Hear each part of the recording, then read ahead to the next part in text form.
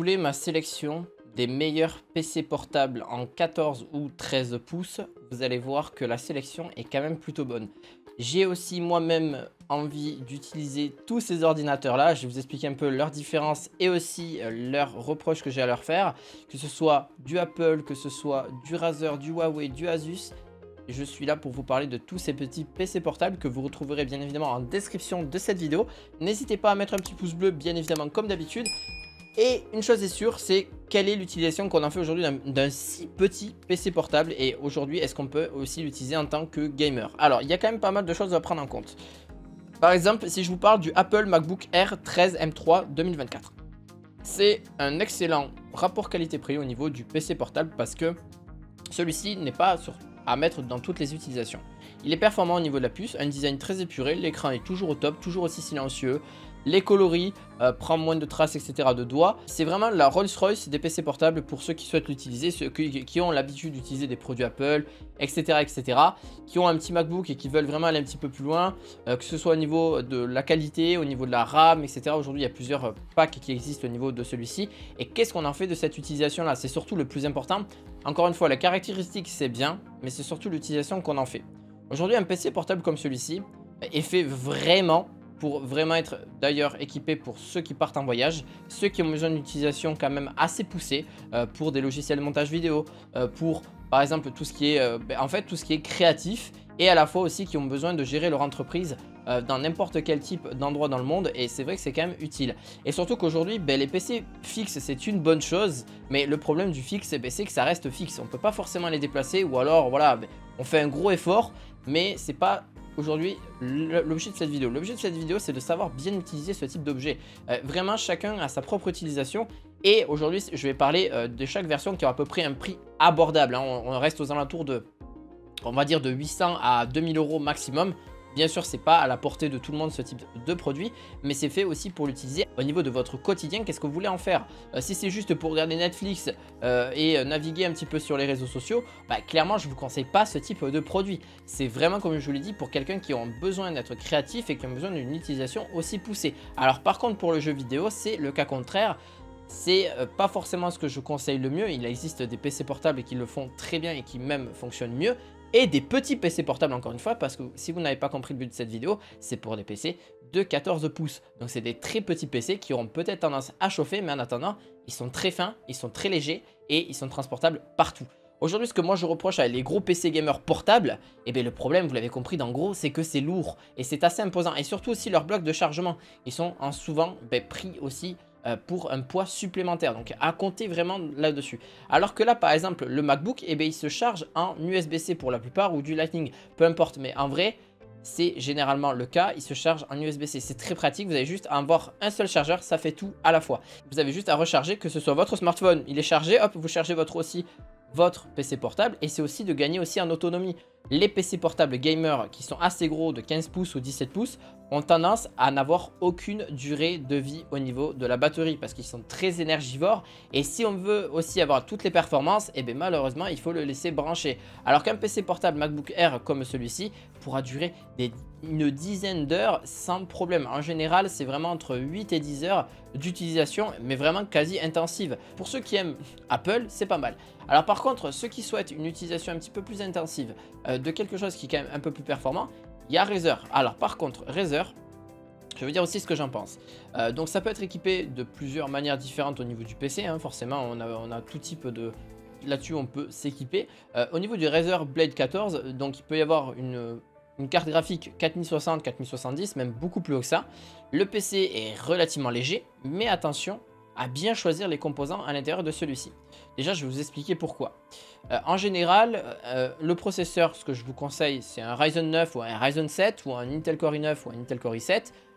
Bien que si vous restez sur l'Intel Core i7 ou le Ryzen 7, déjà, ça consomme moins et ça permettra d'avoir une utilisation un petit peu plus longue au niveau de la batterie. Alors, ils disent entre 8 et plus de 8 heures de batterie intensive. Je ne suis pas forcément d'accord. On est entre 8 et 9 heures peut-être. Mais attention, au niveau de son utilisation. Pourquoi? Parce que celui-ci peut être équipé d'une 4070. Alors une 4070, c'est pas la 4070 que vous retrouvez sur des PC portables gamers un petit peu plus haut de gamme et qui sont équipés de leur pleine puissance au niveau du puce graphique. Je parle portable, bien sûr, hein. Encore une fois, c'est pas à comparer avec une RTX 4070 de PC fixe. Là-dessus, c'est le problème aussi, c'est que ça risque d'être assez énergivore. Et en plus de ça, ça risque d'être déjà bridé. Parce que celle-ci est généralement bridée entre 90 et 125 watts en général. C'est en règle générale, donc ce qui fait que déjà ça peut consommer et forcément la batterie peut être un peu plus réduite. Alors que si vous êtes un petit peu plus, on va dire, un petit peu plus réduit au niveau des composants, donc une 4060 avec un petit i7 par exemple, mais ça fera largement l'affaire. Et pour la plupart de toutes les tâches que vous voulez faire sur le marché, une 4060 peut largement suffire. Alors c'est sûr qu'elle a un petit peu moins de RAM que la 4070, mais c'est quoi, 2 Go de RAM à moins, ou alors presque pareil. Ce n'est pas grave, honnêtement vous avez un PC portable qui tient mieux la route, qui va tenir sur plusieurs heures et qui est aussi léger. Là il faut savoir que là par exemple le poids avec une 4070 et un Ryzen 9 on est aux alentours de 1,8 kg. Alors que si vous prenez les gros PC portables avec une bonne 4070 mais assez grosse etc, avec un bon processeur mais aussi un petit peu plus gros, là tout de suite, et pourtant la batterie n'est pas plus grosse non plus malheureusement, on est sur quelque chose de beaucoup plus lourd, on est aux alentours de 2,5 kg, 3 kg. Donc c'est quand même plus conséquent. Alors que si vous êtes aux alentours de 1,5 kg, 1,6 kg, 1,8 kg, c'est largement mieux. Alors bien sûr, c'est sans la prise de recharge. Par contre, c'est vrai que sur ce type de produit-là, on peut généralement bien évidemment, prendre des chargeurs qui se chargent tout simplement avec la prise USB-C. Bon, même s'il y aura un chargeur de fourni pour celui-ci. Par contre, j'aurais aimé...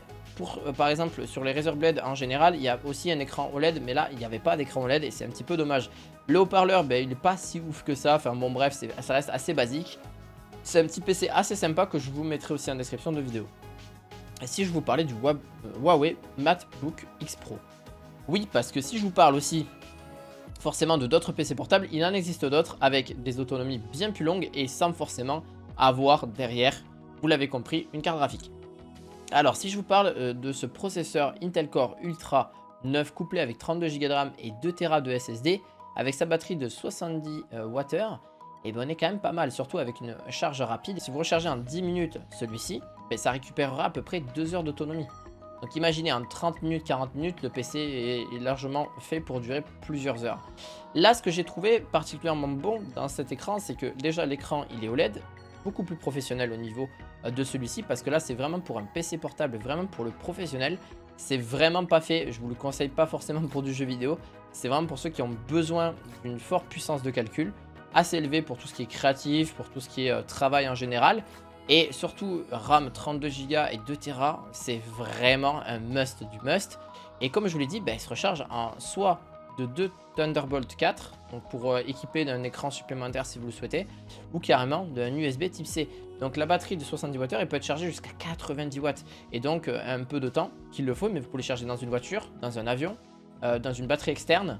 C'est bien sûr la capacité de monter aussi haut, mais c'est pas forcément quelle est la capacité ou pas, mais au moins elle pourra charger votre ordinateur.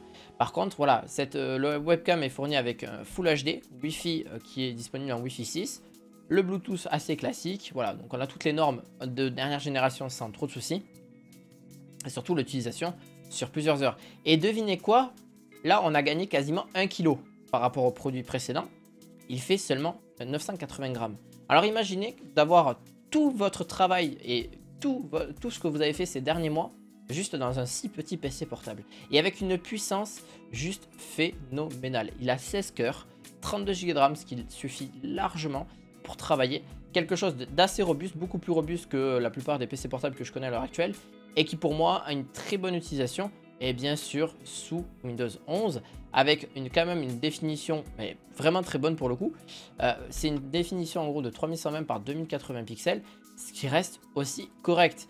Après, oui, il y a des désavantages à avoir un petit PC portable comme ça, mais moi je le trouve pas. C'est justement, je le trouve d'avoir un petit PC portable aussi bien et qui ne chauffe pas tant que ça. Le problème de ce que je vous dis des PC portables gamers, là par exemple, je vais vous dire un petit peu ce qu'il en est au niveau du Asus ROG Zephyrus, qui est pour moi la Rolls-Royce des PC portables au niveau de celui-ci. Et c'est pareil, les PC portables gamers, si vous voulez jouer, c'est bien.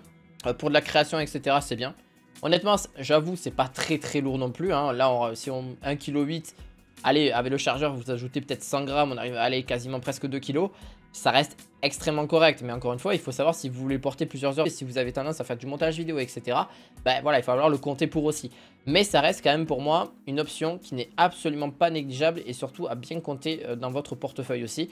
Aujourd'hui, je vous parle peut-être des PC portables qui coûtent entre 1000 et 2000 euros, mais franchement, ça vaut littéralement le coup. Donc encore une fois, c'est en fonction de votre utilisation. Celui-ci, par contre, a tendance à un petit peu chauffer. C'est mon seul point négatif que j'ai à mettre et pas de Wi-Fi 7, mais bon, en vrai, c'est pas si négligeable que ça, on est sur du Wi-Fi 7.